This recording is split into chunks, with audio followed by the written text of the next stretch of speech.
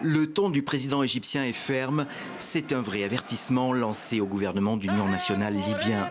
Celui-ci ne doit pas tenter d'investir Sirte, une ville à mi-chemin entre l'est et l'ouest du pays, tenue aujourd'hui par le maréchal Haftar. Si certains pensent qu'ils peuvent franchir la ligne Sirte El Joufra, cela nous concerne. C'est une ligne rouge. Et pour ajouter du poids à ses paroles, c'est devant ses troupes qu'il a menacé d'intervenir directement en Libye. Permettez-moi de vous remercier et de vous demander d'être prêt à toute mission, ici, à l'intérieur de nos frontières, ou si nécessaire, hors de nos frontières. Cette sortie du président Al-Sisi intervient après la série de revers subis par le maréchal Haftar et ses troupes depuis quelques semaines. Celui-ci, qui domine l'est du pays, est soutenu par l'Égypte et aussi l'Arabie Saoudite et les Émirats Arabes Unis.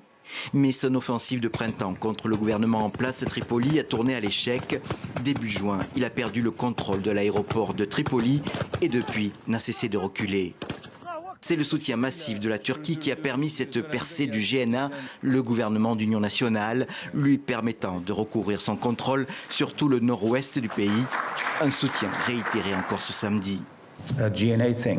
Le GNA estime, et nous le soutenons en cela, que toutes les parties doivent retourner à leur position de 2015, lorsque l'accord politique libyen de Skhirat au Maroc a été signé. Ce qui veut dire que les forces de Haftar doivent se retirer de Sirte et d'Al-Joufra.